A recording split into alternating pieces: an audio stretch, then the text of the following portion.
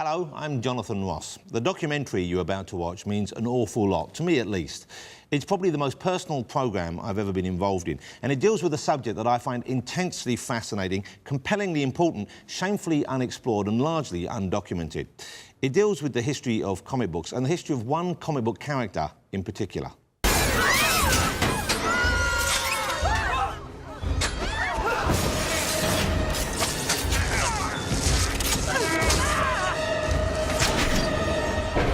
That's Spider-Man, of course. I have very little doubt that you have, at the very least, heard of him. He's very famous. Spider-Man is one of those handful of fictional creations who is instantly recognisable the world over. An entertainment brand worth billions of dollars to the company that own him, but not, of course, to the men who created him back in the early 60s. In fact, of the two men most directly linked with the creation of Spider-Man, one of them receives hardly any credit at all, has accepted no money from the millions of dollars generated by the movies and the endless stream of merchandising that accompanies them, and lives a modest, intensely private life in New York City. He's never given an in-depth interview to anyone. He hasn't really spoken about the creation of his work ever, and yet his artistic talent and brilliant body of work have probably given me more pleasure in my life than any other person working in any of the entertainment industries. His name is Steve Ditko, and I'm going looking for him.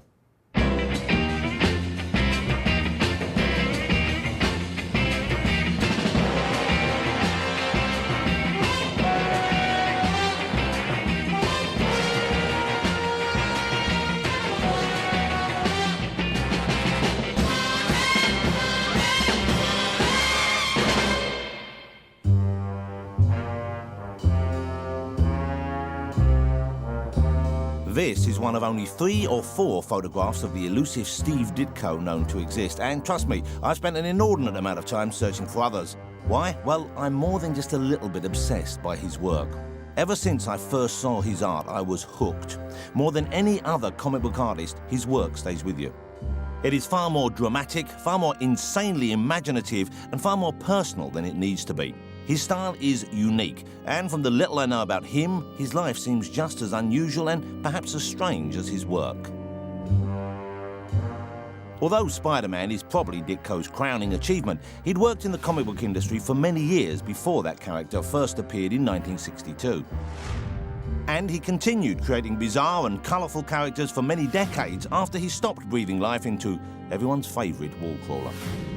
But Spider-Man is still the one character that fans return to.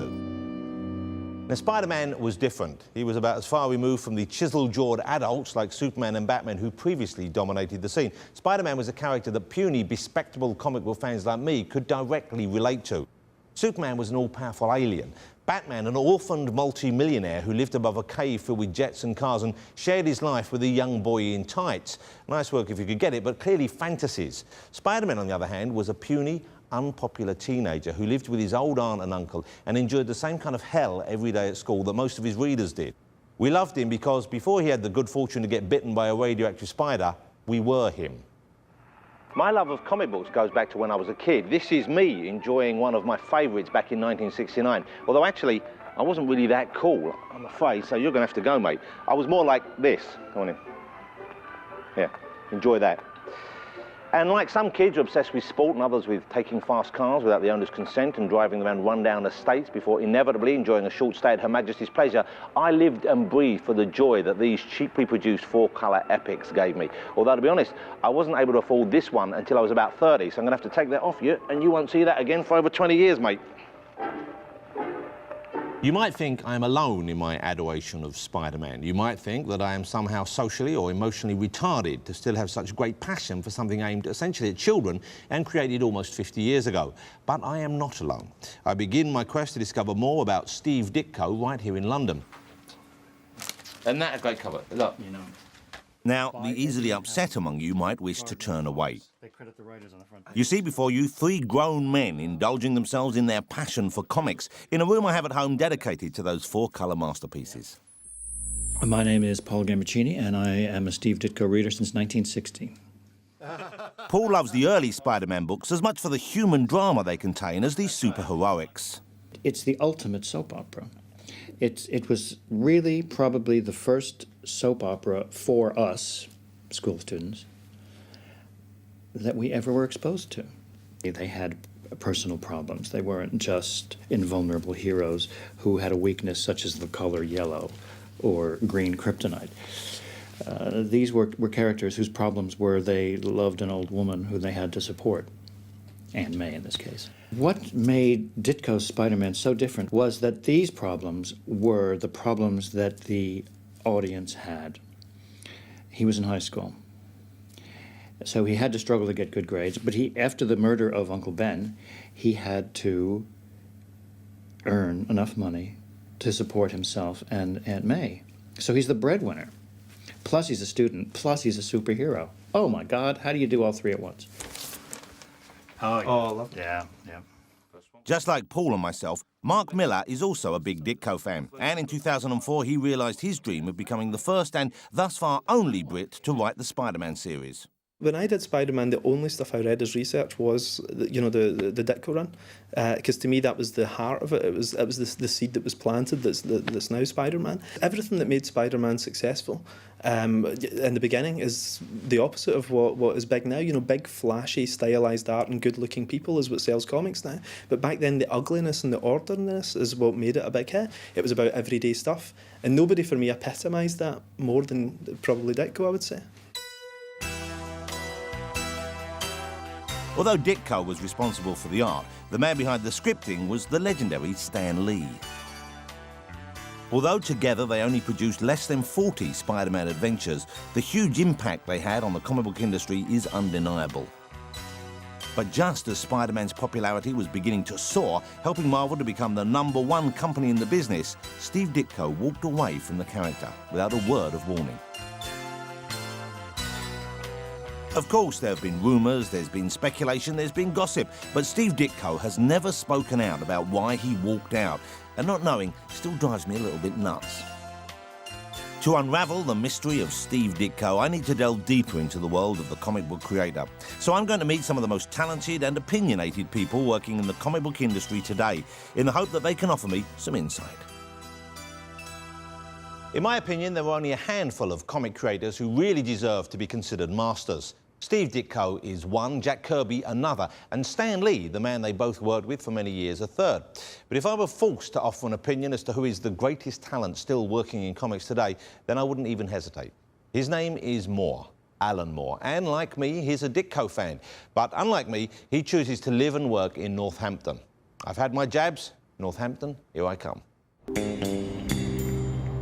Along with Frank Miller, Alan Moore is widely regarded as one of the saviours of the modern comic book. He released Watchmen in 1986, reinventing the graphic novel with its dark and twisted view of humanity. At Overston Park, Northampton, the Caravan Club holds its annual rally with hundreds of caravans from all over the country, and it's an ideal holiday for the kiddies. Now, I wonder what's behind that screen.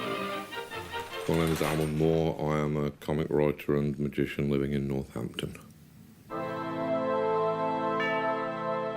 I probably first encountered Steve Ditko's work when I was 7 or 8. I probably wouldn't even have known that it was Steve Ditko at the time. There was a kind of elegance, a tormented elegance to the way that his characters stood, the way that they bent their hands.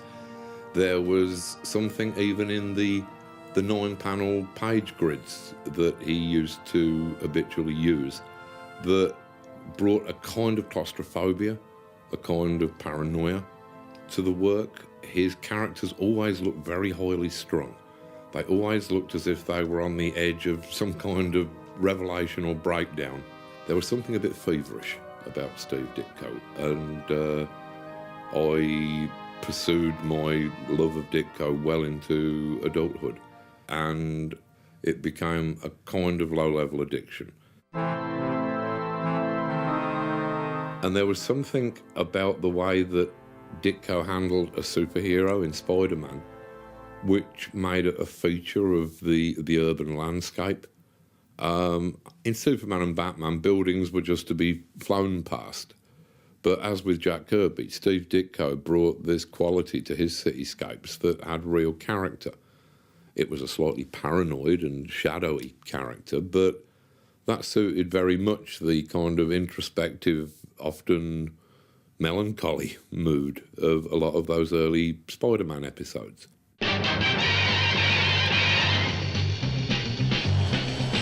Spider-Man, Spider-Man. New York was an inspiration for Ditko. In 1953, he moved there from a small mining town in Pennsylvania and made it his and Spider-Man's home. Here comes the Spider-Man. And it was here that he joined the Cartoonist and Illustrators School. I went uptown to meet his mentor and teacher, one of the true pioneers of the comic book industry, Jerry Robinson. Well, I guess I'm best known in the comics for my work on Batman. I was one of the three original team. Of course, one of the notable contributions, I suppose, is the creation of the Joker. It's remarkable. I have some permanent. Here we have some of Jerry's covers here. Look at that. That's got to be the definitive. A lot of fans like that one best. I love this know one. why. Of course, that's a classic image. First one. Jerry taught Steve in the 50s, and even then he noticed Steve's phenomenal ability. Well, he was serious about the art. He was serious about learning. He was dedicated to learning. He was dedicated to becoming a storyteller, a visual storyteller. As part of the course, Jerry would find work for the students in the industry.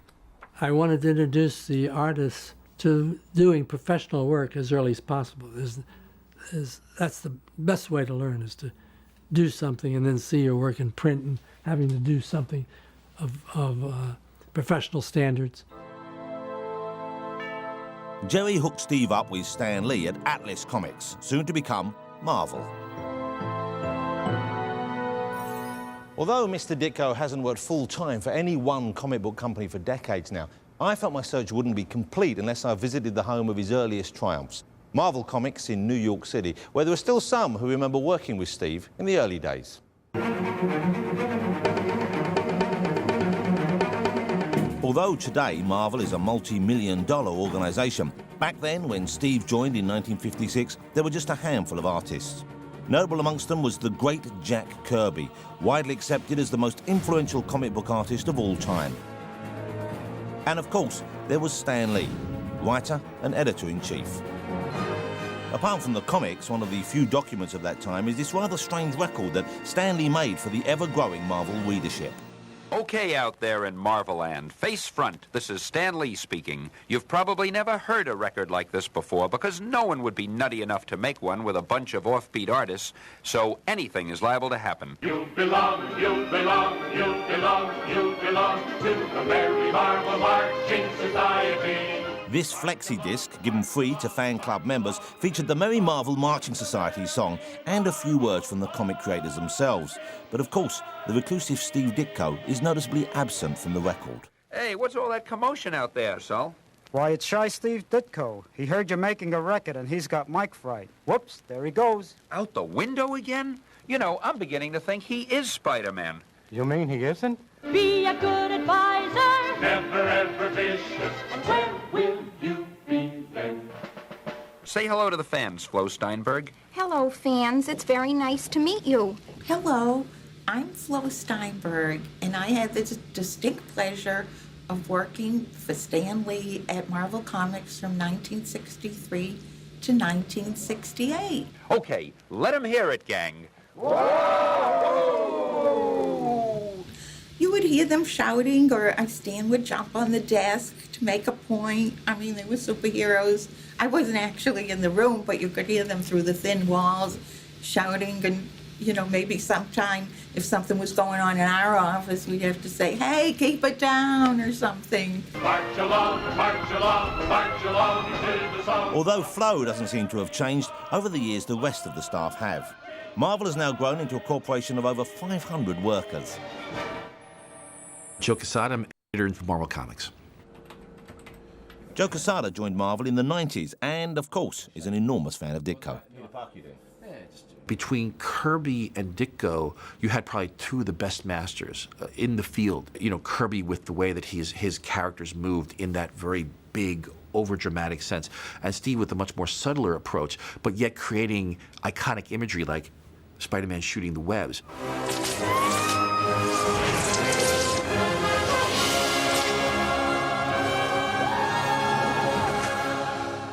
Steve was also creating costumes for characters that had never really been seen before. You know, at that point, it was all traditionally, hey, put the guy's underwear over the tights. It was sort of the strong man in the circus kind of costume. There's the belt with the buckle, their gloves, the boots, the whole thing, right?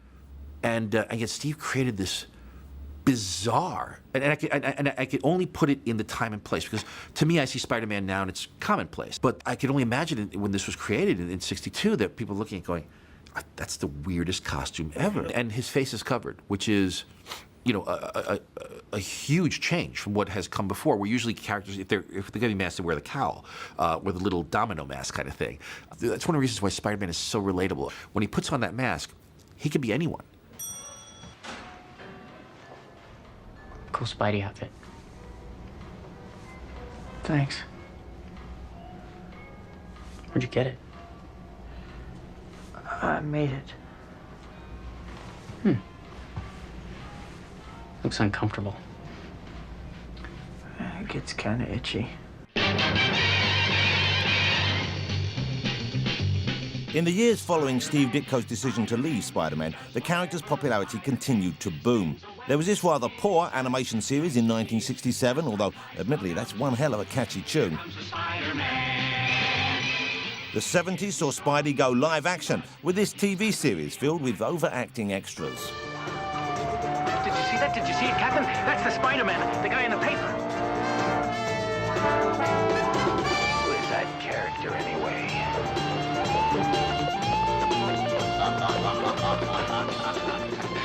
And this rather brilliant oddity from Turkey shows a different side to Spider-Man, casting him as a ruthless, evil sadist. Çalıştırın.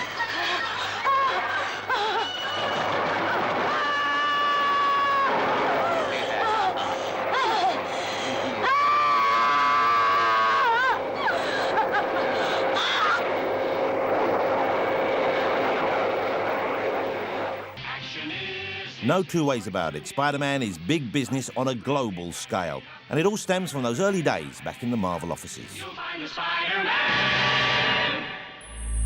My name is Ralph Macchio, and I am one of the senior editors up here at Marvel Comics.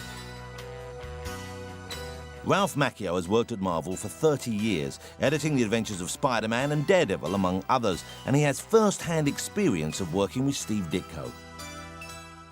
It was fascinating because he would sit there with me over my shoulder and he would go through every single page, panel by panel. And it was like watching a master at work, because I would be able to see how he would solve story problems.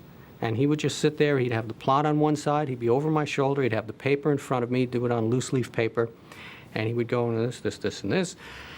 The writer had a problem here, and I solved it this way. And you would just watch this guy, who was really a genius at storytelling, solve all these problems. And then once I approved it, as if I was ever not going to approve anything Steve Ditko did, he would take it, he would go away. A couple of weeks later, he'd come back, and all the pencils would be done.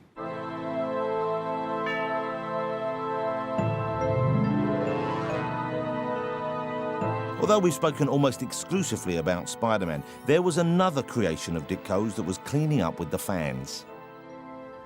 He was never as popular as Spider-Man, never will be, although he continues to crop up in other comic books, and every few years Marvel Comics dust him off and give him a new series.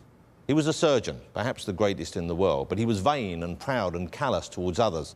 Then a car crash left him with paralysed hands, a genius no longer able to perform. And so he went in search of a cure, finding salvation of a different sort, and in the process becoming a master of a different skill, the occult. I give you Dr. Strange, master of the mystic arts. Doctor Strange first appeared in July 1963 as the backup feature in Marvel's Strange Tales. When you open the first Doctor Strange story, the Nightmare story, and there's this rain on the window pane, and you pull in on this guy who obviously cannot sleep, you're immediately sucked into the story. It's got this film noir kind of quality to it. The panels are small, but yet at the same time, the landscapes are expansive. When Doctor Strange gets into his ectoplasmic form, goes into the nightmare dimension, you begin to see these shapes and you begin to see these geometric things, and it's just incredible. I don't think any other artist would have dared have pages where there are just little pathways into shapes I mean, Doctor Strange is going into some other place, and it's a shape.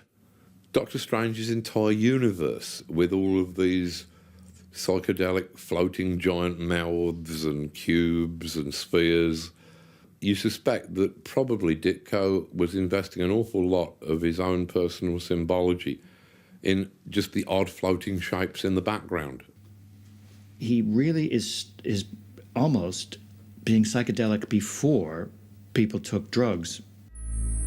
Hello, my name is Kat Ironwood, and I've been involved in comics as an editor for many years.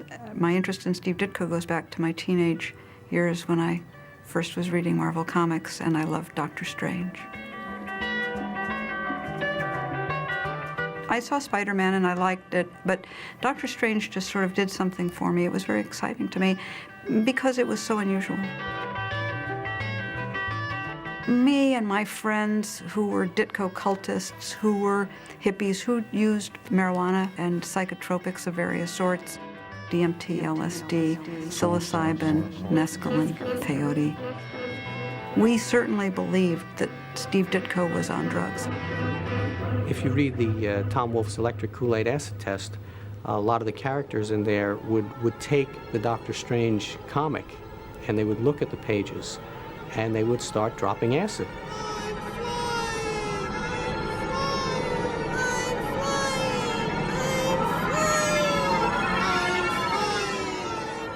Very odd piece of work in that Steve Ditko, who was politically very conservative, was suddenly the idol of a whole generation of hippies who were reading some kind of drug parable into these colourful other dimensions that Doctor Strange was zipping through, all without ever leaving his Greenwich Village apartment.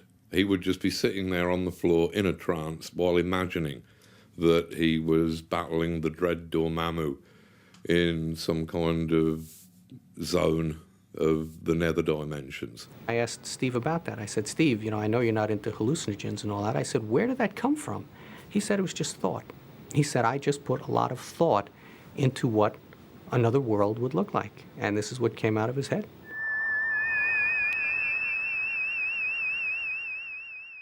But there are things about Ditko that are unusual, and there are people who seek those unusual states by taking drugs, and there are people who were sure that Steve Ditko had taken drugs, but I don't think it's so. I think that Ditko just had an unusual mind.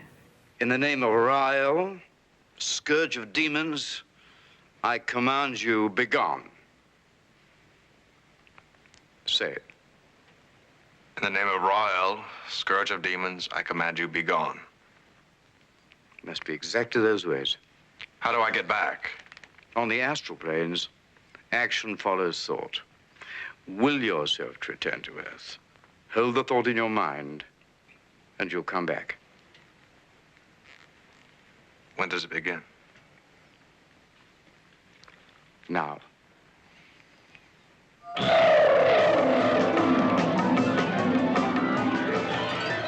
If Ditko wasn't on drugs when he created Doctor Strange in the 1960s, then it's hard to believe that the people who tried to bring him to the small screen in this 1970s TV pilot weren't on something.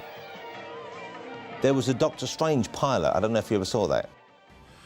You know, I've seen still pictures of it.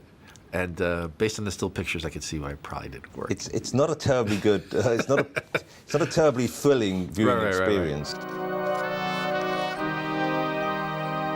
So with Doctor Strange a genuine cult hit and Spider-Man going from strength to strength, it's clear that Steve Ditko was at the height of his powers, and his partnership with Stan Lee was a huge commercial success.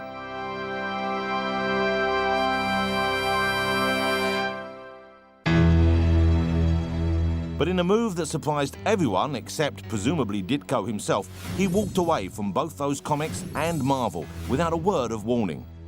He was never to illustrate an issue of Doctor Strange or Spider-Man ever again. It was the equivalent in the comic book world of John Lennon leaving Paul McCartney after releasing Help. And to get to grips with the most mysterious moment in comic book history, I'd like to introduce another great comic book creator and big Ditko fan. My name is Neil Gaiman. I'm a writer. One of the things I write is comics. Neil has worked for all the major comic book companies and is the creator of the sublime Sandman. He believes that Steve may have walked out on his collaborator Stan Lee for political reasons. There are famously a number of issues that they clashed over. Stan is meant to have looked at comments of Ditko's where Spider-Man is swinging past protesters, and he's meant to be saying things like, now just look at those dirty hippies down there. And Stan would go in and give him a word balloon that says, hey kids, I'm with you, or whatever. And you feel that, you know, politically, there's a wonderful sort of clash there between swinging Stan Lee and magnificently uptight, world-class uptight, impossibly uptight Steve Ditko. Another theory was the disagreement about the revelation of the identity of Spider-Man's nemesis, the Green Goblin. Should the Green Goblin be a man in the street, or should he be somebody that we'd known who was close to and we'd liked and looked up to? Steve wanted it to be someone that no one had seen before, that this was just a random character, because he said in real life, chances are if there was somebody like this, you wouldn't know who it was. But Stan felt for dramatic purposes, if you reveal who the Green Goblin is, it has to be someone in the cast. I've heard the Green Goblin story too, that he didn't want the Green Goblin to be Norman because he felt it was, you know, what are the chances that your arch nemesis is your best friend's father? Obviously, Stan was right. Stan's instincts as a storyteller were absolutely spot on. But Steve was pretty adamant about that. He felt, no, in real life, this is not the way things would go. Yet another supposed deal breaker was whether Peter Parker should graduate from college.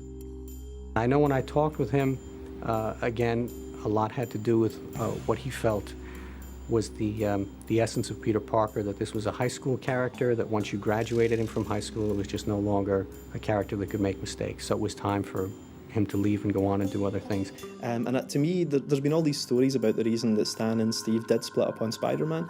You know, it's the story about the Green Goblin. There's the story that, you know, Ditko didn't like some of the psychological stuff that was creeping into it. You know, he felt as if there was a veiled liberalism in Stan's scripts. But to me, in all honesty, I think it is just that kind of creative urge to go off and do something on your own. You've just reached a point where you feel, I'm not really getting the attention I deserve here.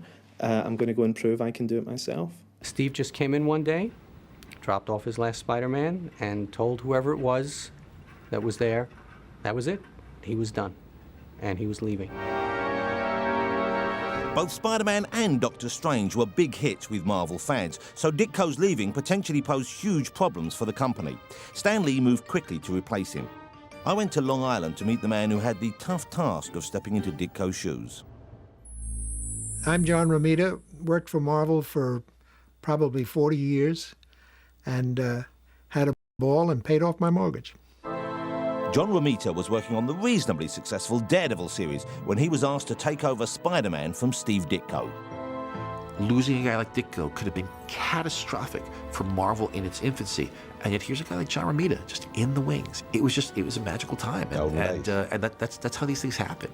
I wouldn't have been able to pick up Spider-Man and hit the ground running if it hadn't been established so beautifully and so soundly. It was a working machine when I got it, and all I had to do was put the oil in. But John and Steve's styles were radically different, and John had difficulty copying Steve's idiosyncratic look. Stan liked Ditko's offbeat stuff, and what he liked about it was that Peter Parker was not a heroic kid. He was a scrawny young kid who's a little off and a little strange, can't get along, you know. And for some reason, when I take over a book, all my heroes are handsome. Incredibly handsome. I can't help it. I started to clean things up and toothpaste smile everybody to death, and I thought it was going to kill it. I really thought it was. And Stan did. Stan said, no, it's not going to work. And I said, well, I'll try, you know, I'll try. Finally, he just threw his hands up and said, do it the way you want. John Romita's toothpaste smile soon spread to the Marvel management when his new-look Spider-Man became an even bigger hit with the public. Within a year, Spider-Man shot into the top 10 highest-earning comics. See, Ditko his version of what he was doing was true. It's just that it didn't fit Stan's commercial sense. And Stan had an uncanny commercial sense. And any artist that fought him on it, I think was making a terrible mistake, because Ditko could have made a fortune. Now, I guess he doesn't care. He didn't care about money. Well, he doesn't seem to care at all even now when they ask him. Right. I mean, so his objectives were different than mine. I was just trying to pay my mortgage off, and I wanted to get the best-selling book I could, and I stayed with Spider-Man as long as possible because I'm making money, you know. And he baffled me, and I admire him, and I wish he hadn't done it, because I would love to have seen him independently wealthy now. Spider-Man sales may have gone through the roof, but the Ditko fans were disappointed. Steve Ditko had got so much of his DNA in all of the characters that he created. I mean, I know that there were good issues of Spider-Man after he finished the book with issue 35, something like that. I know that John Romita did some very good work on Spider-Man, but I kind of lost interest with the first non-Ditko issue, because the character was so much a part of Ditko's world that it looked kind of dull when it was an ordinarily muscled man in a Spider-Man costume.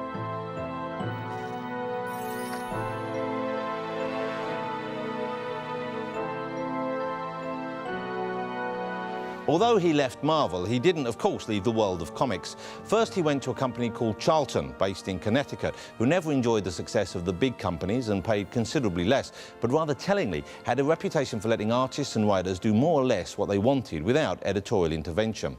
And it was at Charlton that he created a bizarre character who, I believe, gave us our first glimpse of Ditko's peculiar worldview, the Question. The Question was a detective named Vic Sage, whose only real powers were his unwavering moral compass and his intelligence. Donning a featureless mask, he would release a special gas that turned him into the Question, ready to fight crime in any way necessary. You can start to see the weirdness in the books after Spider-Man and Doctor Strange, the immediate late 60s books, the Charlton characters, the Question. There's a lot of didacticism in that character. There was something about Ditko's characters where I began to wonder whether they had come to him in dreams. There was something so odd about them that they looked like the kind of almost nonsensical characters that you might see the name of or the image of in a dream and jot it down when you woke up. But the Question, with his uncompromising take on law and order, comes across like a limp-wristed liberal when compared to Ditko's most extreme creation, Mr. A. Ditko created Mr. A for an independent comic publisher called Wits End. Mr. A was a radical, no-nonsense vigilante who had a very low tolerance of anyone who infringed the rights of the individual and would mete out severe punishments to those who foolishly strayed into the quicksand of moral ambiguity. Anybody who'd even committed the merest of crimes was wandering into this poisonous grey area. They were tainted, and they could only expect the kind of terrible punishment that his Mr. A was likely to mete out to them. Mr. A's world was one of black and white, right and wrong, good and evil. And it's clear that those ideas were influenced by Ditko's interest in the work of this woman, Ayn Rand. You see, my main interest and purpose, both in literature and in philosophy, is to define and present the image of an ideal man. Ayn Rand enjoyed a surge of popularity in the US after releasing her philosophical novels, The Fountainhead and Atlas Shrugged. Both works of fiction, they expressed Ayn Rand's theories of individualism. She believed man's ultimate goal was personal fulfillment through a rational code of morality, a worldview that she referred to as objectivism. Steve was profoundly influenced by objectivism and used his art to spread the word in the form of Mr. A.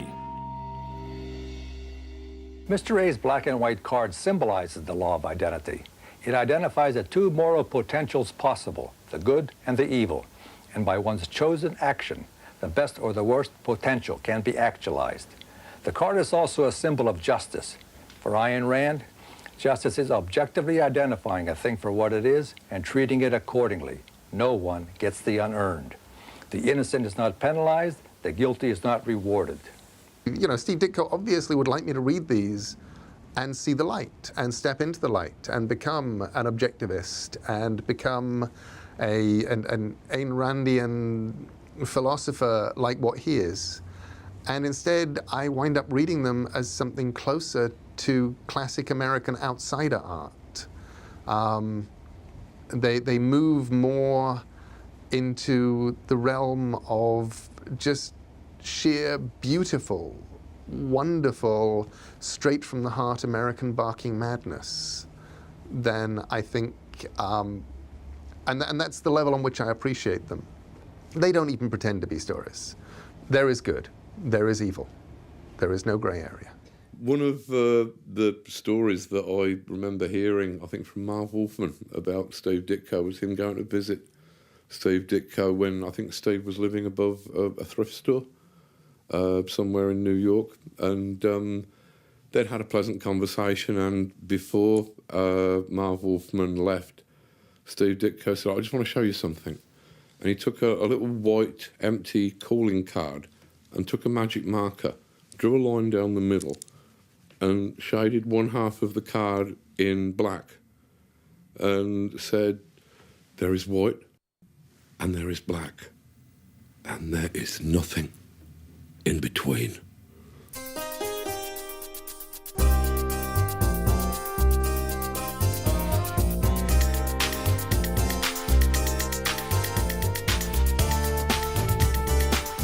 Ditko's creations, Mr. A and The Question, were a big influence on the character Rorschach in Alan Moore's classic graphic novel, Watchmen.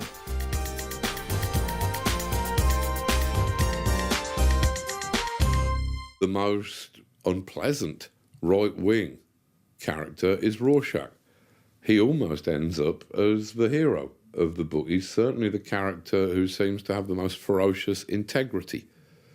Even if his politics are completely mad, he has this ferocious moral integrity that has made him one of the most popular characters in the book. And obviously, that ferocious moral drive and integrity, that was kind of my take upon Steve Ditko.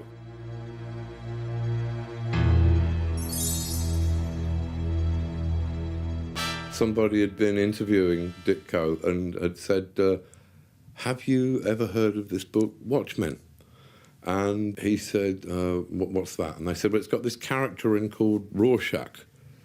And he said, oh, yes, Rorschach.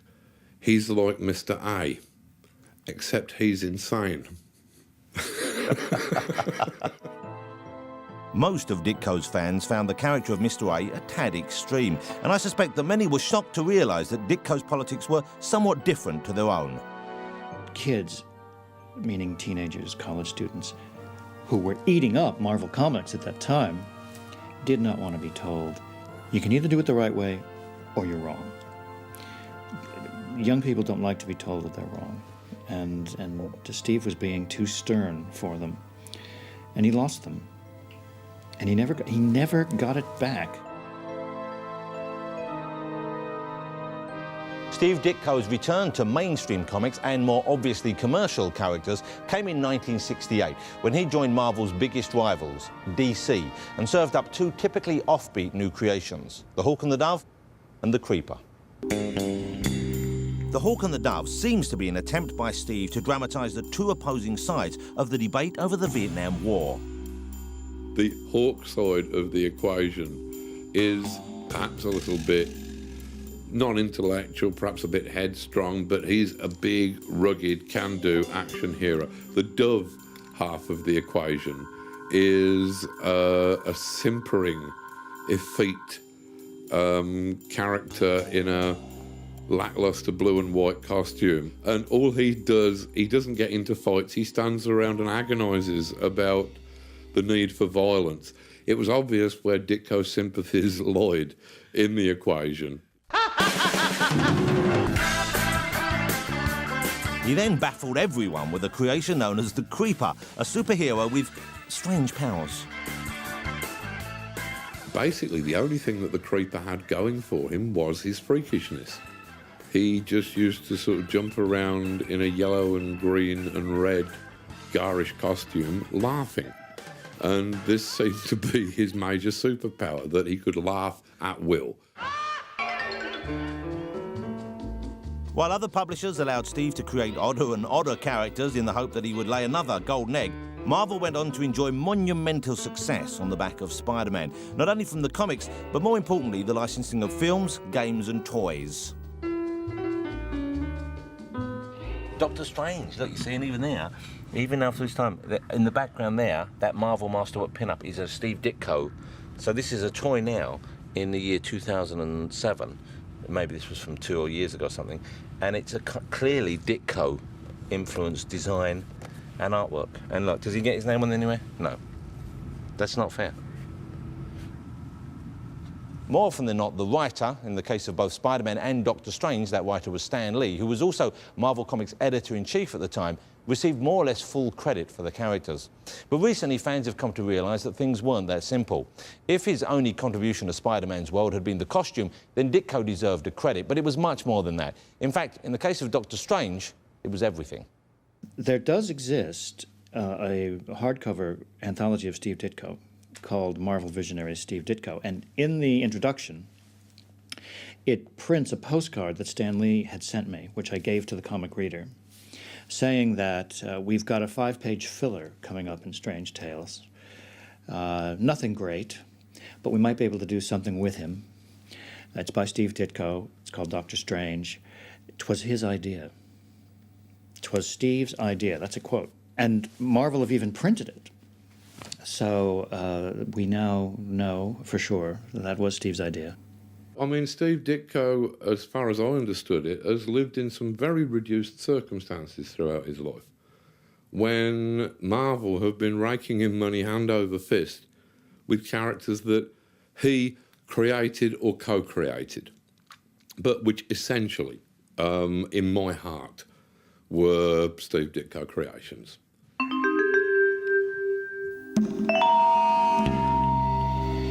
When I was with a local band that we'd put together about 10, 15 years ago now, called The Emperors of Ice Cream, we had this song called Mr. A. It was the main chorus was a shameless rip-off of Sister Ray by the Velvet Underground.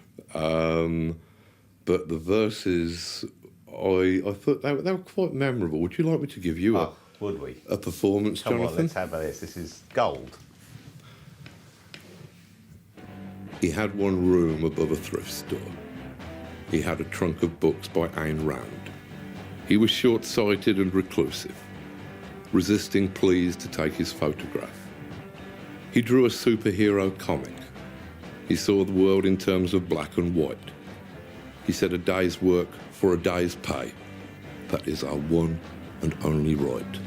He takes a card and shades one half of it in dark so he can demonstrate to you just what he means. He says there's black and there is white, and there is wrong and there is right, and there is nothing in between.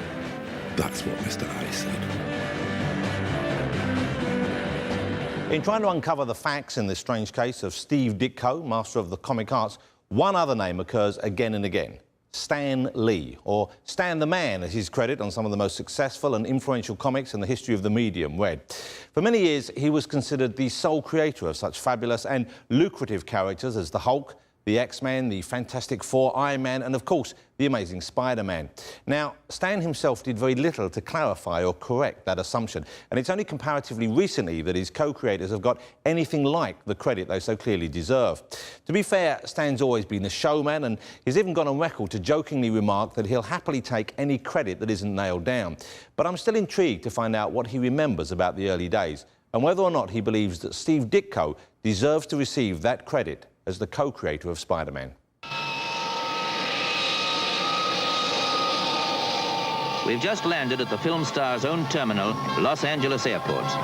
It's a new world we've arrived in, and surprisingly not an expensive one, because the fabulous sunshine and the fabulous sights, at least, are completely free. Just study life at street level, California style, where the whole flavor of the place hits you in the eye as you drive into town.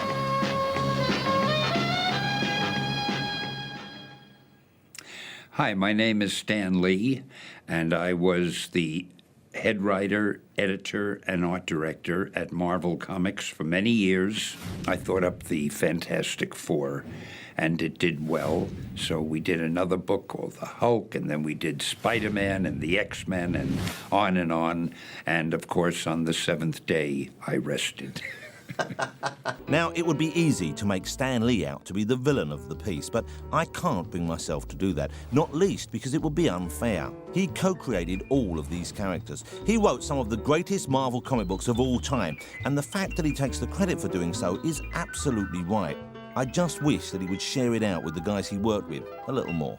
Steve and I worked beautifully together. I think, as far as I was concerned, he was the perfect collaborator. His artwork was superb. His story sense was brilliant. His continuity, he drew things you thought you were watching a motion picture from panel to panel. I mean, he was a joy and a delight to work with. I was heartbroken when Steve finally stopped working with us. In the very beginning, I would come up with a rather detailed plot, tell Steve what it was.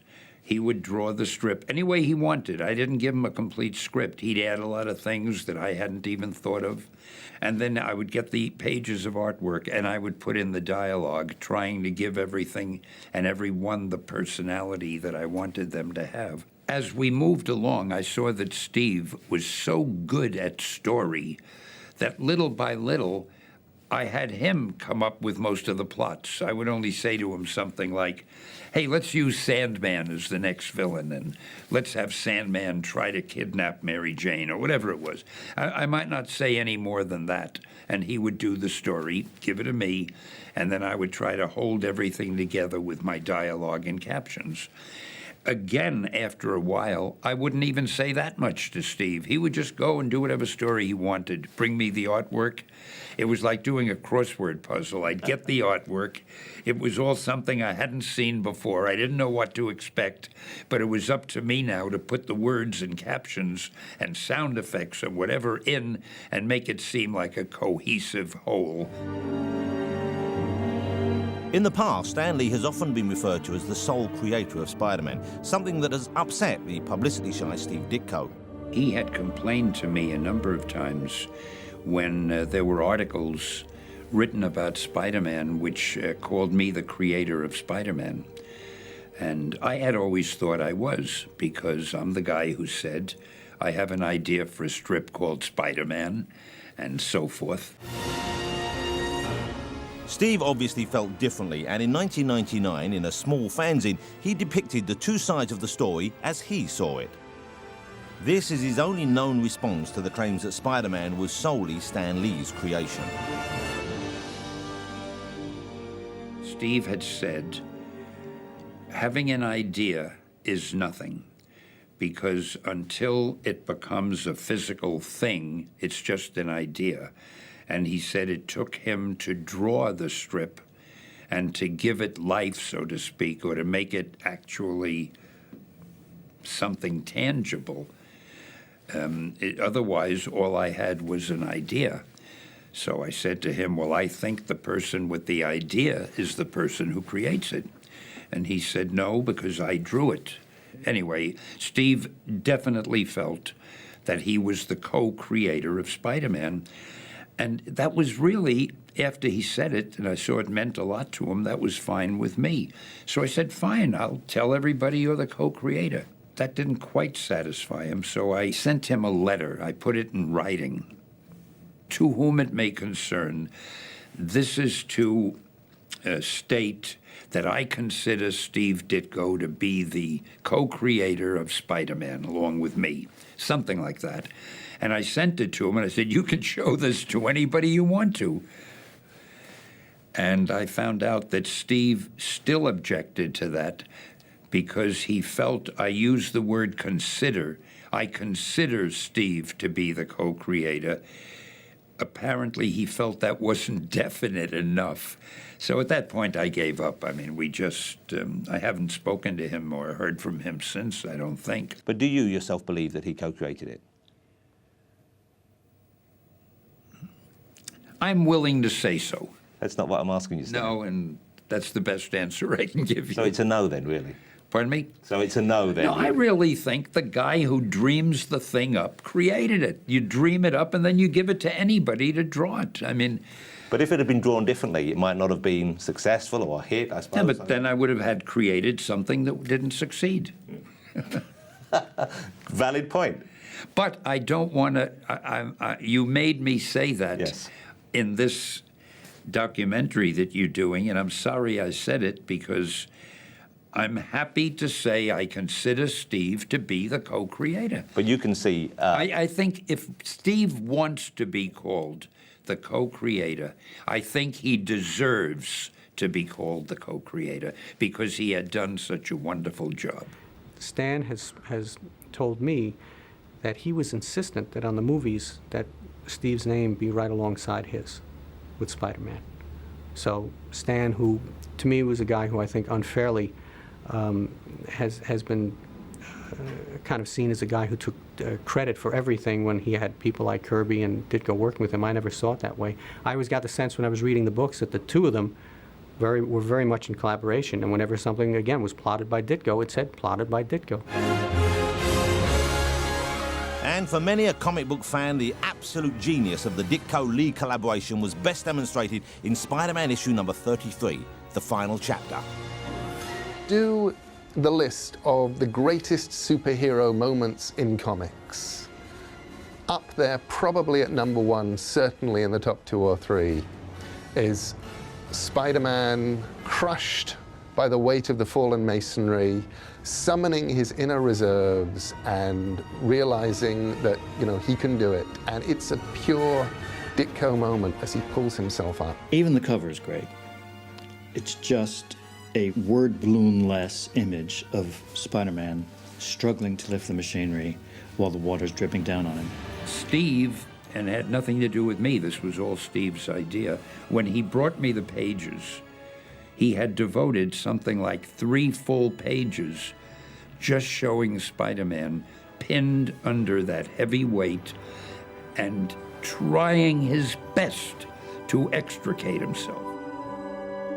Steve Ditko's drawing was completely expressive on its own, and the way that he told it in these very small panels with a very small figure of Spider-Man crushed under this immense weight of machinery, it told you everything that you needed to know. Because he changes the shapes of the panels, he creates the sense of both forward motion in time and the growing importance of the moment, added to the increase in effort that Spider-Man is making. There were scenes of him like that and like that. I've got to get it off. I've got to get free for 3 pages. That sequence made it kind of obvious that it was mainly the visual dynamics that were powering the scene. Yes, Stan Lee was putting balloons in that said, oh, I must try harder, no use, can't do it, and things like that. Until finally, full page, he lifts the machine off. It's so brilliant a use of the medium. And this is when you bless a creator, because you say, this vindicates comics, because this can only be done in comics. For most of my life, I've loved and enjoyed the work of Steve Ditko. For many years, I accepted that although he was still alive and well and working, I'd probably never get to read or hear his side of the story, much less meet him. But seeing as we've gone to all this trouble to tell his side of what went on as fairly as possible, I really couldn't give up without trying. So after securing his phone number, I plucked up the courage to visit his office with my trusty sidekick, Neil Gaiman, the boy wonder, and asked for the chance to meet him face to face. I'm very excited. I'm outside this building here on West 51st Street, and we've established that Steve Ditko does still have an office here. So I'm going to call him now with the number, which I hope is correct. I might have to go and check it and see if he will speak to me. Oh, hello, is that Mr. Ditko? Hello, Mr. Ditko. My name's Jonathan Ross. I'm a huge fan of your work, and I'm over here from London, England. Would it be possible for me to pop by and say hello to you and visit you at your studio? No? I couldn't entice you in any way whatsoever. There's no way I could entice you. Just to grasp you manfully by the hand and thank you for the many years of pleasure. Okay. Steve, I just wanted to say hello and thank you so much. Okay. Take care, Steve. Bye-bye. Just spoke to Steve Ditko. Essentially told me to fuck off. But in the most polite and firm manner I've ever encountered. Okay, shall we go and knock on his door? Do you want to? Yeah, well, not with the crew, but let's go up there and just see. Let's do it. Okay. Okay. Me and Neil are now going to go and upset him, but we've got to do it, haven't we, Neil? I feel I am Robin to his Batman. I'm Speedy to his Green Arrow. I am Etta Candy to his Wonder Woman. I think we have to do this. Etta Candy's an unusual reference point. Okay, see you guys. What should we do? Should we meet you down there in 10 minutes?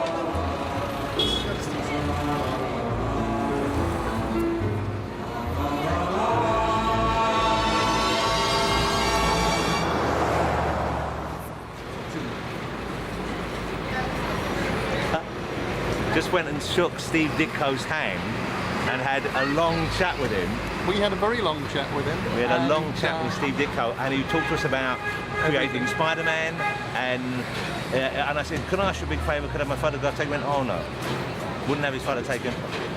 He was so sweet, wasn't he? He was just the loveliest man. We tried to put our head into his room, but he was great. He gave us comics. He gave us, look, he gave us comics. He handed us some of his old... And just absolutely... And he said if he knew people would come knocking, he kind of wished he hadn't put his name on the door. It was quite magical, actually. It was really, really cool. He answered all of Jonathan's questions, and even a few of mine, and I think that we shouldn't say any more, really. We can't talk about it. It's a bit like Fight Club, okay? Yes. The first rule of Fight Club is you don't talk about Fight Club. The first rule of Ditko is we can't share Ditko with you. Yes. But we went in search of Steve Ditko, and we found Steve Ditko, and that's all you need to know.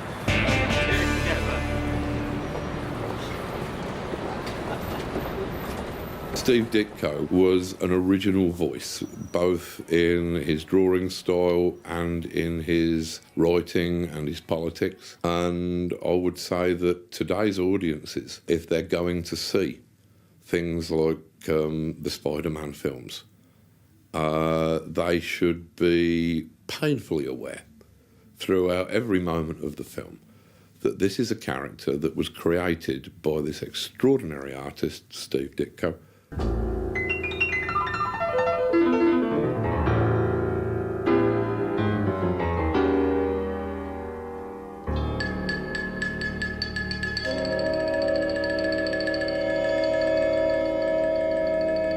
So I went in search of Steve Ditko and I found him. And he was thoroughly decent and nice and charming and patient and didn't want to be filmed or photographed. And although you might feel a little bit let down, I'm afraid that's tough. I'd rather respect the wishes of a reclusive 80-year-old genius than bow to the basic instincts of my beloved audience.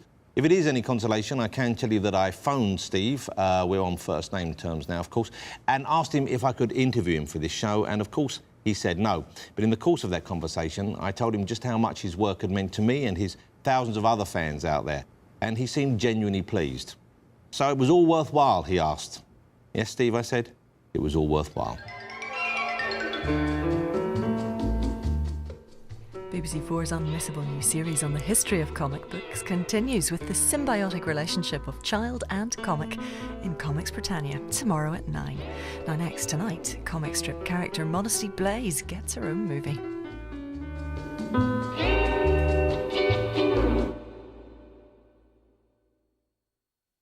News podcasts. Radio Week, coming in October.